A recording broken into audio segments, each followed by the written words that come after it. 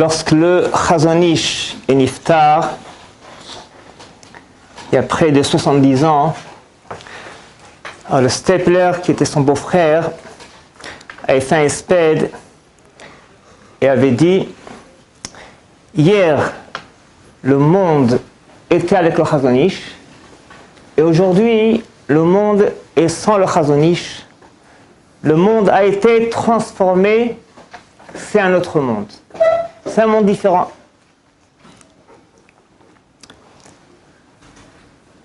Alors lorsque Rabbi Yosef Zatzal niftar, alors malheureusement, j'étais en France, je n'ai pas eu le mérite.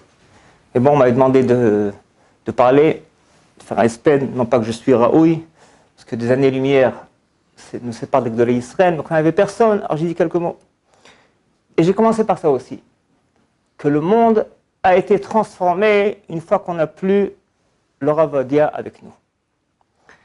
Et c'est exactement ce qu'on doit savoir et ressentir. C'est que le monde est un monde différent.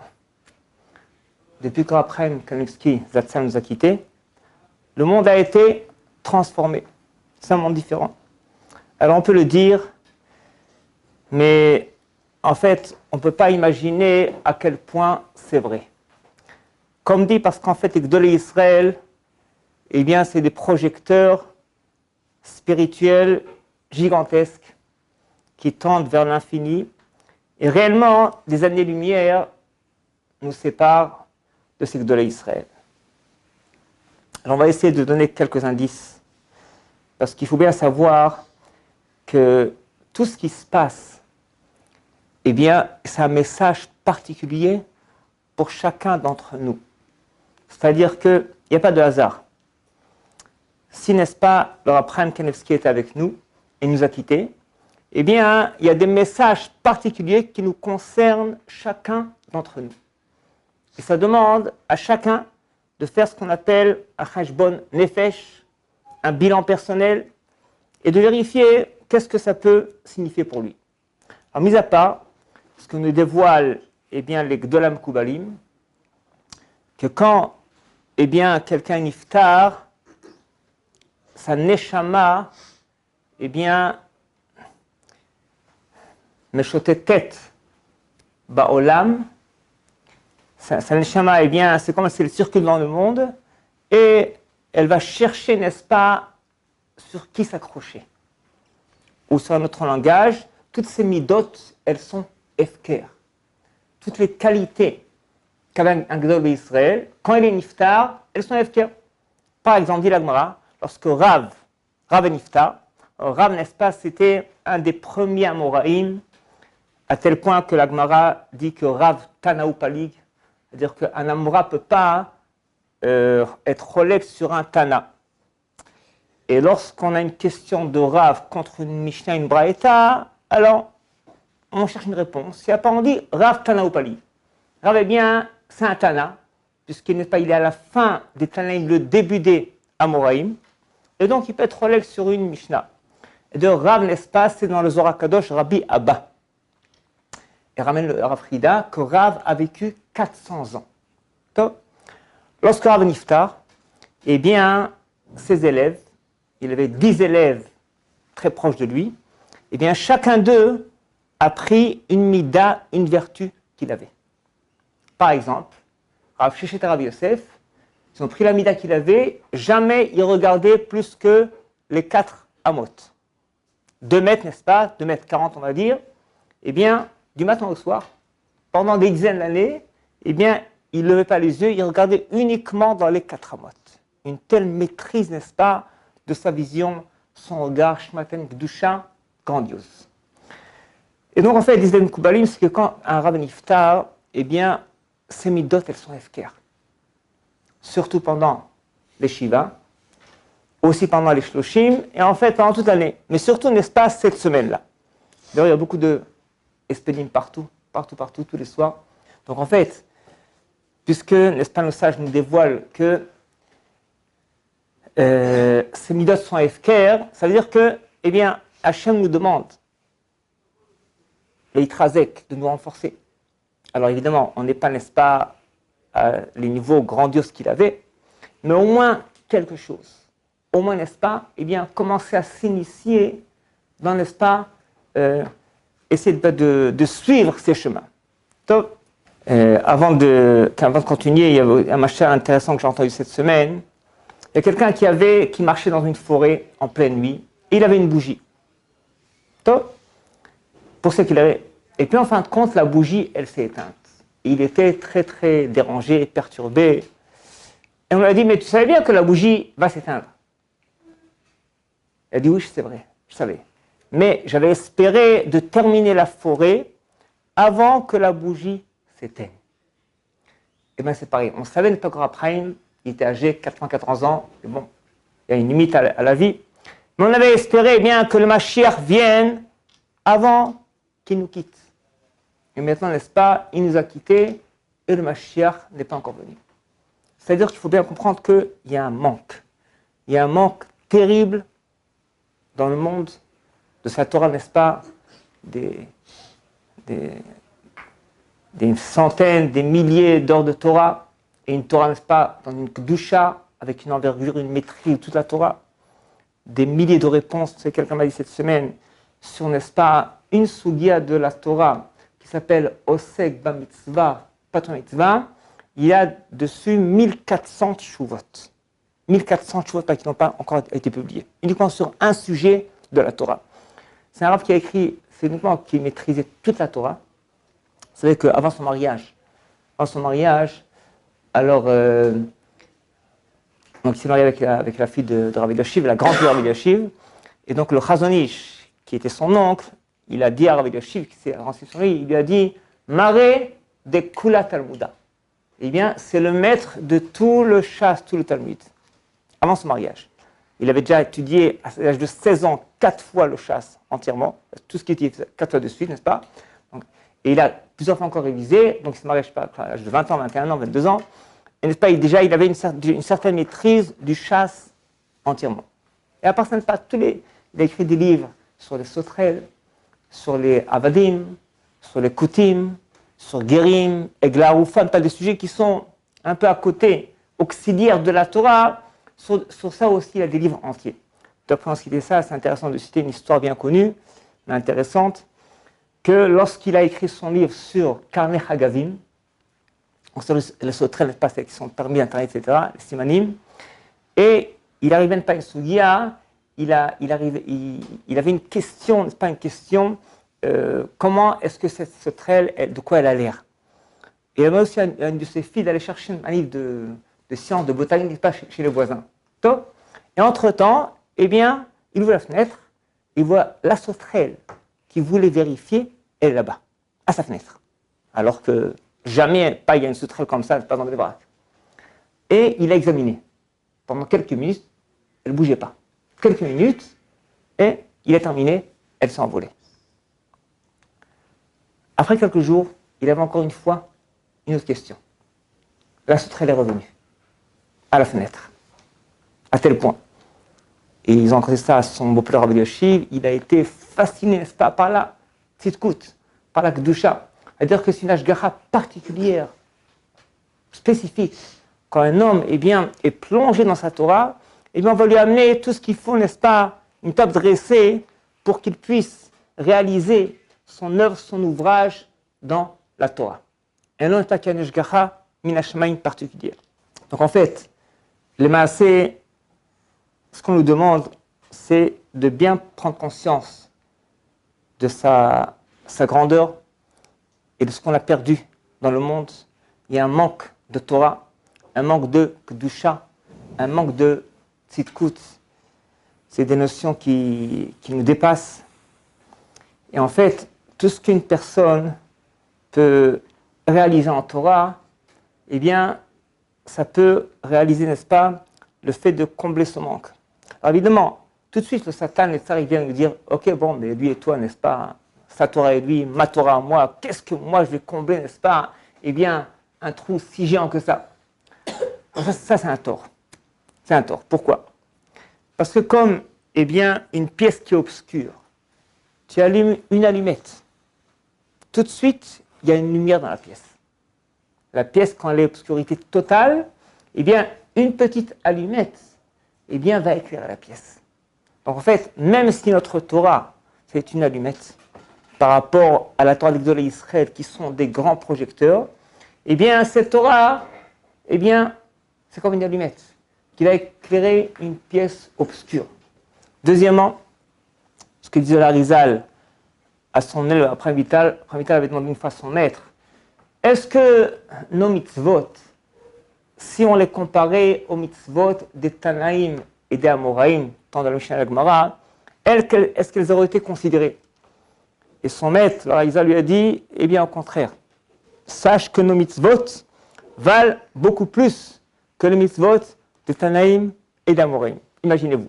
Bien que, en valeur absolue, elles sont moins importantes, c'est vrai, moins de valeur, mais cependant, puisque le monde est plein d'obscurité, puisqu'on est dans l'exil, puisqu'il y a tellement de toum'a, d'impureté, tellement de fautes dans le monde, eh bien, chaque mitzvah, c'est en effet une allumette, mais qui est en effet un projecteur spirituel pour rayonner, pour éclairer le monde. Ça, le Harizal a dit il y a 400 et quelques années. Donc, Chol Sheken, encore plus de nos jours. Donc, même pas si notre Torah, notre mitzvah, est incomparable à celle de Abraham Kanevsky, de Rav Ovadia Yosef, du Chazon Ish, de Gdolei Israël, mais précisément à cause de cela, eh bien, puisque le monde a été obscurci par le manque d'un tzaddik, eh bien, notre Torah peut éclairer, peut rayonner encore plus. Alors, comme dit, n'est-ce pas, le Midrash que Rashi ramène sur Parashat Vayetze Yaakov Beersheva, lorsque Yaakov est sorti de Beersheva, alors, pourquoi la Torah dit Vayetze, il est sorti? Parce que, eh bien, lorsque le tzaddik est dans la ville, Hu ziva, hu hoda, wadara. Eh bien, le tzaddik, c'est la splendeur, la beauté, la gloire de la ville. Et lorsque le tzaddik quitte la ville, pana ziva, pana hoda, pana hadara. Eh bien, la splendeur, la gloire et la beauté de la ville, eh bien, elle a quitté la ville. Alors, c'est exactement ce qu'on peut dire sur notre monde. Eh bien, pana ziva, pana hoda, pana hadara. Le Maharal l'expliquait, et ici 3 dimensions, 3 notions, Ziva, Hoda, Hadara, qui se réfèrent, qui font allusion à 3 niveaux essentiels d'un Gadol Torah, son niveau en Torah, ses midot, ainsi que ses Yirat Shamayim. C'est-à-dire qu'un tzaddik va rayonner automatiquement, spontanément, même sans rien faire, par sa présence, eh bien, de la Torah, de l'Yirat Shamayim et des Midot. D'ailleurs, on sait bien qu'Abraham Kanevsky n'était pas un conférencier, n'était pas un darshan, il parlait pratiquement jamais en effet, même il n'avait pas une place dans une yeshiva, il était Rosh Kolel à Bnei Brak dans Kol Chazon Ish, pendant longtemps c'est vrai, mais là-bas aussi il répondait aux questions. Il ne donnait même pas des cours de Torah. En effet. Et malgré tout, eh bien, il a rayonné le monde entier. C'est-à-dire qu'il faut bien comprendre, n'est-ce pas, ça a été précisé, il n'avait pas une place officielle, il n'avait pas une place, même non officielle, il n'avait aucune place. Un appartement de 3 pièces, un appartement ancien, n'est-ce pas, très simple, aucune place officielle.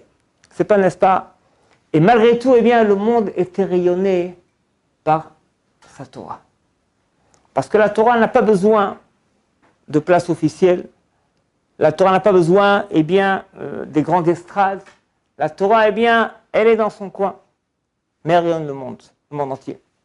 Et précisément, c'est ça la splendeur, la beauté de la Torah. Et quand un gadol nous quitte, pana ziva, pana hoda, pana hadara. Et de ne pas de son coin, Rabbi Chaim avec sa Gemara et son standard, eh bien, il rayonnait le monde entier. Pourquoi je précise ça? Parce qu'en fait, c'est un point important qui nous concerne à nous tous. Pourquoi? On vit dans un monde où un des problèmes, eh bien, c'est voilà, la place officielle, la carrière d'une personne, son étiquette, sa renommée, sa célébrité, ça a pris une place plus qu'importante.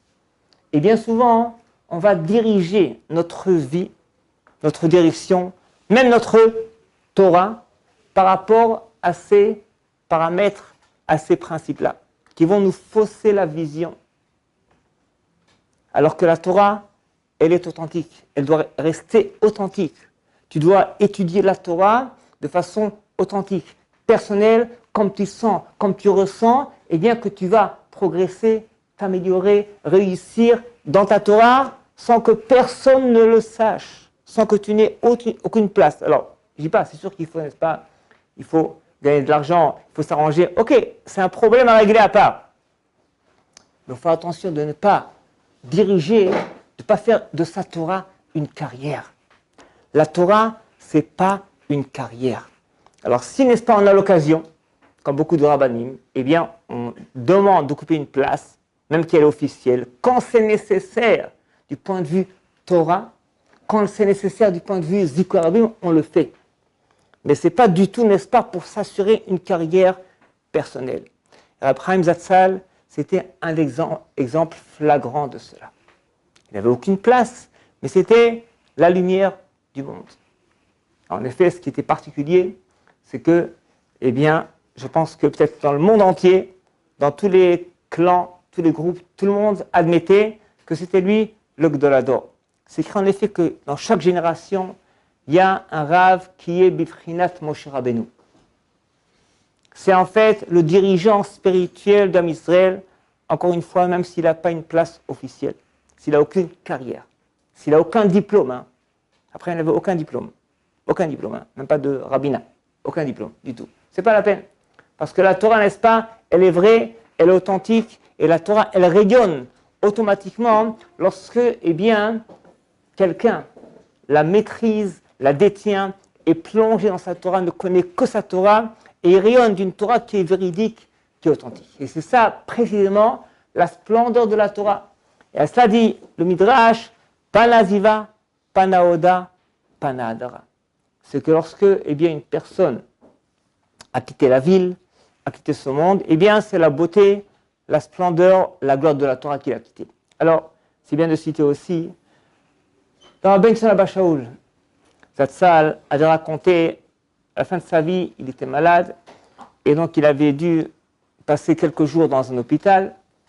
Il y avait à côté de lui un grand professeur, un homme scientifique, qui avait une chaire à l'université ici en Israël.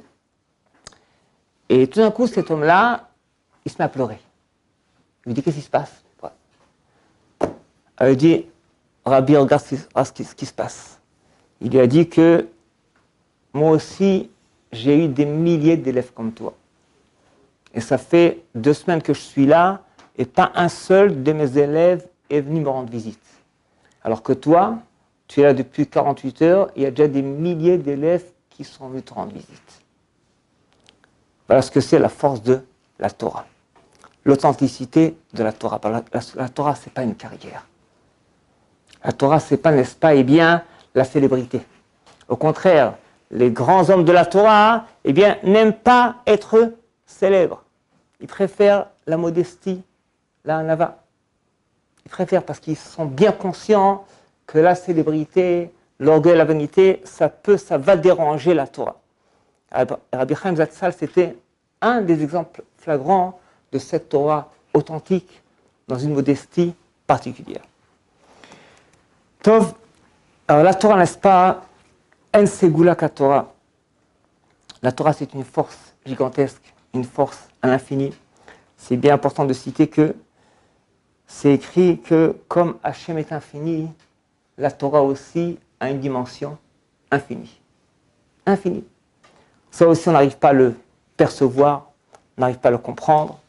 Mais on va donner quelques indices pour avoir un aperçu de ce que c'est le côté, la dimension infinie de la Torah. Le Ben Ishraï expliquait, c'est bien connu que la langue hébraïque, la Shana Kodesh, ce n'est pas une convention. C'est-à-dire que ça s'appelle une table, table, c'est une convention humaine. Alors qu'en hébreu, Shulchan, pas par hasard.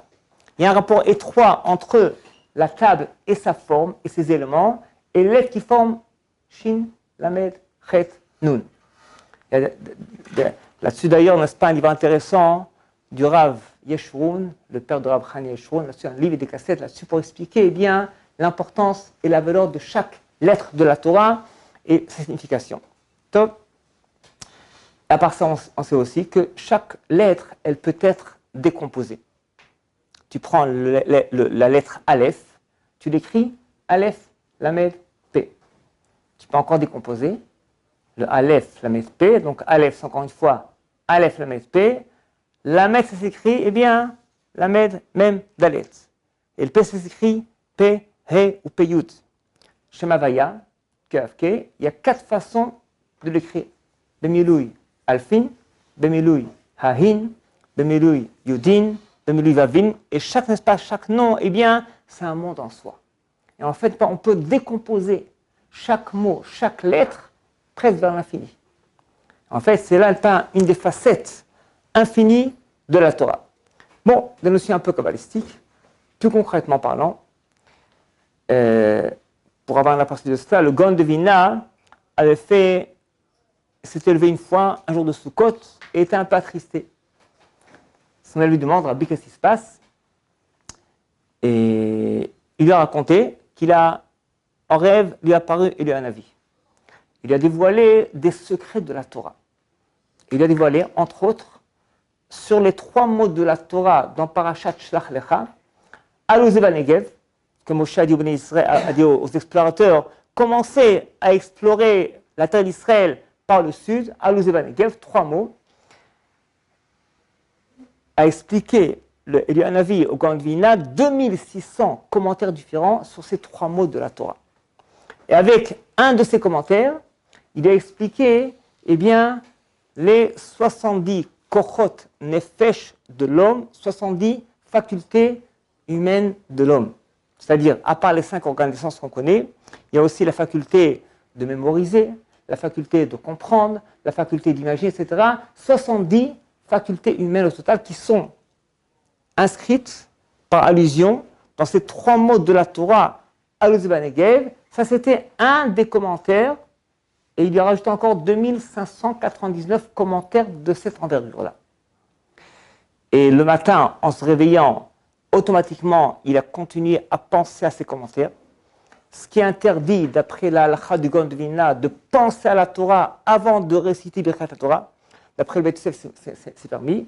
D'après le Gaon de Vilna, c'est interdit. Donc, puisqu'il a transgressé sa propre halakha, il a été comme puni, et il a oublié tous ces commentaires-là. C'est pourquoi il était un peu attristé. Bon, 3 semaines après, il lui a dévoilé que, encore une fois, il a parlé en rêve, il a un avis, et il devait aller encore ses secrets. Là, il a fait attention le matin de ne pas y penser avant de réciter Birkat Torah. Là, n'est-ce pas, c'est un aperçu de ce que c'est une dimension de la Torah. Là, on parle du Gaon de Vilna.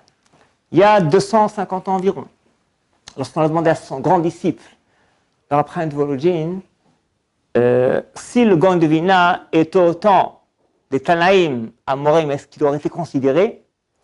Il a bondi. Il a sauté. Il a dit Chas v'shalom. Le comparer à Morim, impossible. C'est une insulte à Morim. Il a dit on peut peut-être le comparer à Rambam, au Ramban, au Ritvan Pal, et Gdol HaRishonim. C'est-à-dire que même des géants de la Torah, comme le Gaon de Vilna, eh bien, c'est incomparable avec les Gdol HaMorim et les Tanaïm. Maintenant, si on remonte au Tanaïm, un Tanaïm, Rabbi Eliezer Agadol, il a déclaré que si tous les océans de la terre étaient de l'encre, eh bien, ça ne suffirait pas pour écrire ce que mes maîtres m'ont enseigné de la Torah. À tel point. Et ce qu'ils m'ont enseigné, c'est une goutte dans l'océan de ce que c'est la Torah. Donc en fait, on le dit, on n'arrive pas à le comprendre, mais la Torah est une dimension infinie. Et c'est pourquoi les grands de la Torah, des gens qui s'investissent dans la Torah comme Rabadia, comme Abraham Kanevsky, eh bien, automatiquement, n'est-ce pas, avec des années, des dizaines d'années, ils obtiennent une grandeur. Ils font des miracles. Bien comprendre les miracles qu'ils font, on va en parler encore, c'est le dessert, n'est-ce pas? C'est une partie, c'est une goutte dans l'océan de ce que c'est leur Torah. Il faut faire très attention, n'est-ce pas? Malheureusement, les gens ne connaissent pas la grandeur de Baba Saleh. Parce qu'ils ont limité sa grandeur au miracle qu'il faisait. des vrais miracles, n'est-ce pas? Je connais ici quelqu'un à Ramoth, qui l'a vu, n'est-ce pas? Il habite à côté ici. Il m'a dit, vous voyez Baba Saleh, n'est-ce pas? Maintenant, il a 80 ans, il avait à l'époque 20 ans. Baba Saleh servir pas des gens une bouteille de harak, 100 personnes dans la salle, et la bouteille ne se termine pas. Ça, il l'a vu. Ça, il l'a vu, n'est-ce pas? Des grands miracles. Mais attention, Rabotai, c'est très dommage de rabaisser la grandeur de la Torah à une bouteille de harak. Même s'il y a un miracle, c'est vrai, un grand miracle, c'est vrai. Mais la Torah, c'est beaucoup plus grand que ça. Beaucoup plus grand que ça. Et c'était une des grandeurs d'Abraham, c'est que chaque chose, il allait faire le rapport avec la Torah. Quelqu'un lui a dit qu'il a mal au pied depuis longtemps, les médecins ne trouvent pas de solution. Qu'est-ce qu'il lui dit? Étudie le père de Kesad Regel. Babakan Père Cheni. Kesad Regel, on parle de le pied, n'est-ce pas, de l'animal qui a fait un dégât. Et ce n'est pas une sgoula. C'est une force de la Torah. Alors évidemment, n'est-ce pas, il faut peut-être la bracha d'Abraham pour que ça marche. Bon, il y a beaucoup de paramètres qui interviennent, mais tout était lié à la Torah. J'ai entendu juste avant que quelqu'un aussi avait un problème rare. Il y avait comme des petits trous dans les os. Et les médecins n'ont pas trouvé la raison, ni de remède. Ça, c'est le médecin qui a raconté ça. Le médecin en chef de l'homme en question. Et ce mal a été Abraham Kanevski. Il lui a dit, oui, tu as des trous dans ta Torah. Tu as des trous dans ta tfila. Pendant la tfila, pendant la Torah, tu parles droite à gauche, tu fais que discuter. Il est resté bouche bée. Il savait que c'était vrai. Depuis, il a pris une Kabbalah de pas dire un mot futile pendant la Torah, pendant la tfila. Il a été guéri tout de suite. Ça, c'est son médecin en chef qui a raconté cette histoire-là. Imaginez-vous.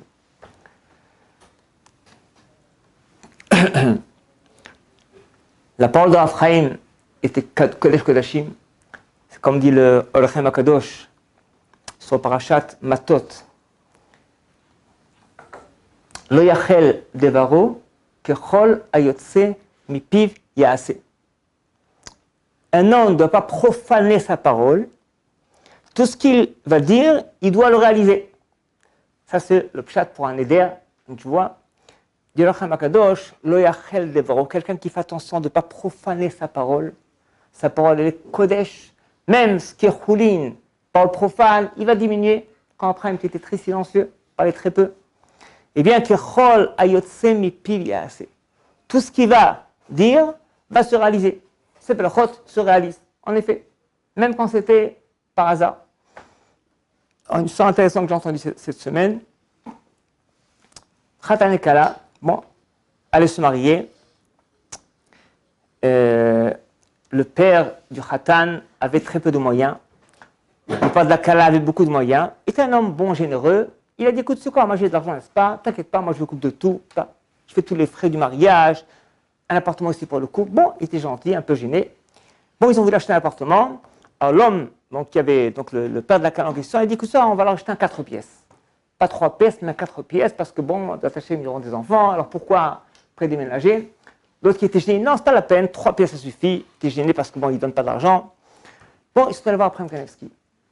Après, il a dit, c'est bon, achetez le 4 pièces. Le carreau, vous allez malé. Ça va bientôt se remplir. Ils sont mariés. Cette dame, le premier accouchement, les quadruplés. 4 enfants. Pas 1, pas 2, pas 3. 4 enfants tout de suite. Voilà. C'est la parole, n'est-ce pas, de Abraham. Kechol ayotse mipiv yaase. Alors, encore une fois, on n'est pas au niveau des Gdolei Israël, n'est-ce pas? On n'est pas à ce niveau. Ok.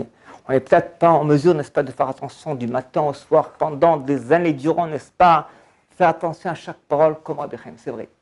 Mais on est oui en mesure, eh bien, de maîtriser notre parole un certain temps, comme dit le Chafetz Chaim. Ok, tu peux pas. Prends-toi 1 heure dans la journée. 1 heure dans la journée, pas de la shonara. 1 heure, pas de varim betilim. 1 demi-heure, 1 quart d'heure. Vous savez, d'abord, c'est important en soi.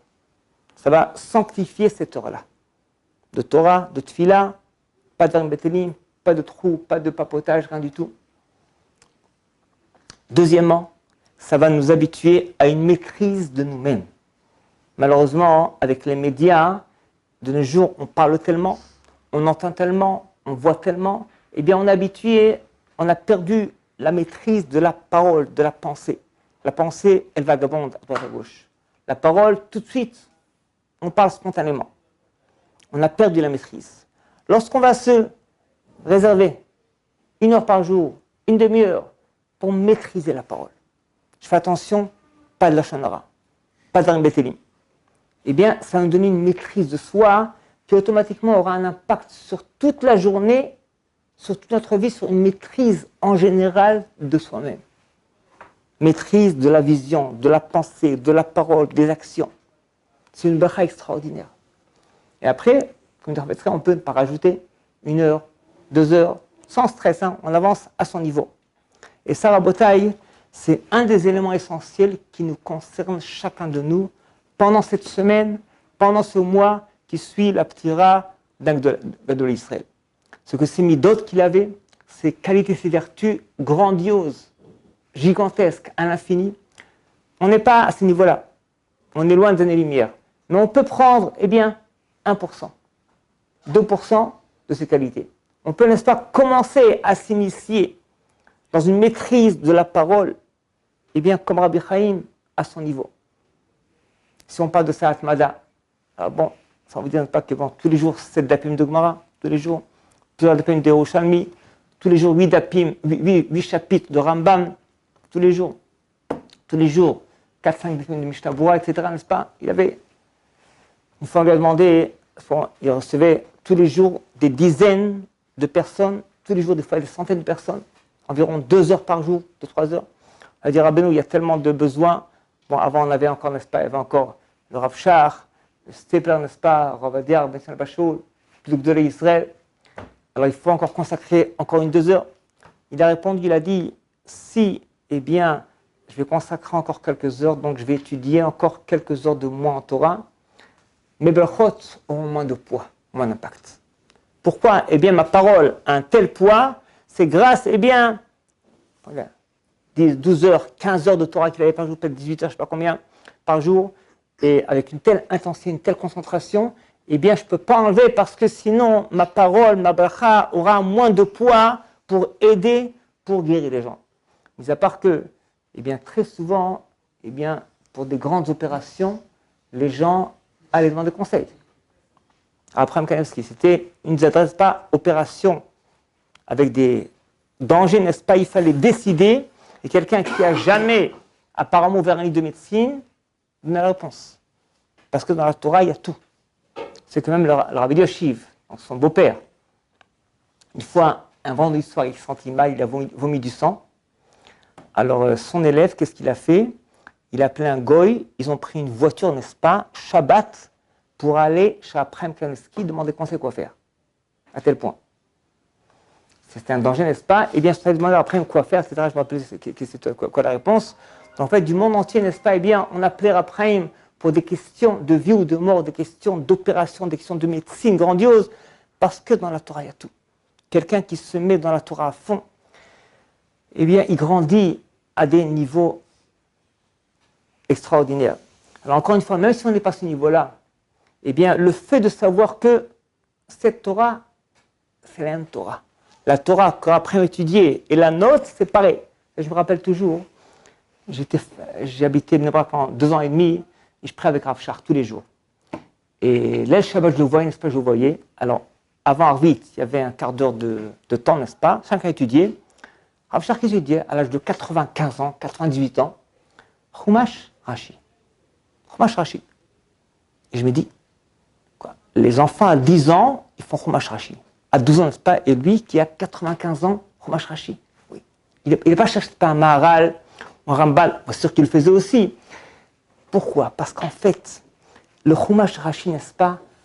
Le Chumash que tu as fait au Gan, l'histoire de Noé et d'Abraham que tu as fait au Gan, eh bien, tu dois le reprendre quand tu as 20 ans, quand tu as 50 ans, quand tu as 90 ans. Parce que c'est une autre Torah. Avec ta maturité, comme dit Rabbi Yochanan, le plus grand commentateur de la Torah, vous savez qui c'est? Le meilleur commentateur de la Torah, il disait, c'est l'homme, c'est toi. toi, tu es le meilleur commentateur de la Torah. Tu dois pouvoir, grâce à ta vie, ton expérience, bien comprendre le message de la Torah, que nous dit la Torah sur Avraham, Yitzhak et Yaakov, par rapport à ta vie personnelle. Il faut appliquer ce qu'ils ont fait, ce qu'ils ont dit, ce qu'ils ont réalisé, à ta vie personnelle. Donc en fait, la Torah qu'Abraham il avait et la nôtre, c'est la même. Donc même si on n'est pas à son niveau, mais quand tu prends un Chumash Rashi, une Mishnah, une Halakha, une Gemara, tu détiens cette arme sophistiquée que lui avait. Il a grandi tellement grâce à cette arme que tu as. C'est la même. Alors même si je ne suis pas en niveau de faire 15 heures, 17 heures de Torah par jour, mais quand je vais m'investir en Torah, un quart d'heure, une demi-heure par jour, 1 heure par jour, 4 heures par jour, je peux m'investir comme lui il s'investit. Ça, il faut bien savoir. On a, je vous garantis, chacun de nous, la possibilité, pendant un quart d'heure, une demi-heure, de se concentrer à fond, comme Rabbi Chaim s'est concentré. Leur force, c'est la permanence, la continuité, n'est-ce pas? Ne jamais s'arrêter. Même si on n'est pas à ce niveau-là, on a chacun à son niveau la possibilité d'augmenter l'intensité, la concentration, la volonté, l'aspiration de grandir dans cette Torah. Pour terminer, comme on a précisé que si on n'a pas eu le mérite, d'avoir le Mashiach avant le décès de Abraham, ça nous demande à nous tous encore plus de demander rapidement à la venue du Mashiach. Parce que un des problèmes aussi qu'on cite, c'est que, m'a dit cette semaine mon beau-frère, c'est qu'on a été marqué par le fait qu'après nous a quittés bien plus que d'autres de l'Israël auparavant. Pourquoi? Alors on n'est pas là à comparer avec de l'Israël, parce qu'on a pratiquement plus de l'Israël. Avant on avait beaucoup. Mais n'est-ce pas, chacun qui nous quitte, le manque est encore plus flagrant. Quand on a, n'est-ce pas, des dizaines de l'Israël, alors un qui nous quitte, on le sent sûr et certain, mais encore on a, n'est-ce pas, sur qui s'appuyer. Mais lorsque, on a presque plus de l'Israël, alors c'est encore plus délicat. Et donc Hachem nous demande encore plus de s'investir chacun autant qu'il peut en Torah, en mitzvah, en tfila. Alors comme on dit beaucoup, Leilu Nishmato, pour élever sa neshama. Alors bien qu'on n'est pas tellement au niveau, n'est-ce pas, d'avoir un impact sur lui dans le monde futur, c'est vrai, mais il faut savoir qu'on peut oui le faire, ça va dire Rav Shach, que même une pensée de Moussar, ça pourra élever ma neshama dans le monde céleste, il faut savoir. Comme a dit, j'ai raconté l'histoire de le Kafarim, il a raconté que son père lui a parlé en rêve. Il lui a reproché, pourquoi est-ce que tu fais rien pour le Herzat Askara? Et le Kafarim, qui était très très pauvre, il a dit, papa, tu sais bien que j'ai pas de quoi faire un repas aux gens pour l'Askara. Son père lui répond, tu n'as pas d'argent, quel problème? Va puiser de l'eau au fleuve, c'est gratuit, et tu vas servir aux gens un verre d'eau le matin après la tfila, qui disent Sheakol et Amen, tu ne peux pas t'imaginer qu'est-ce que ça va réaliser pour ma neshama. Donc même, n'est-ce pas, Sheakol et Amen, ça peut élever, on parle pas d'un grand sadique, le père du Kafahaim. Donc avec aussi Rav Shach, faites pour moi une Mishnah, une Halakha, même une pensée de Moussar, ça peut élever ma neshama.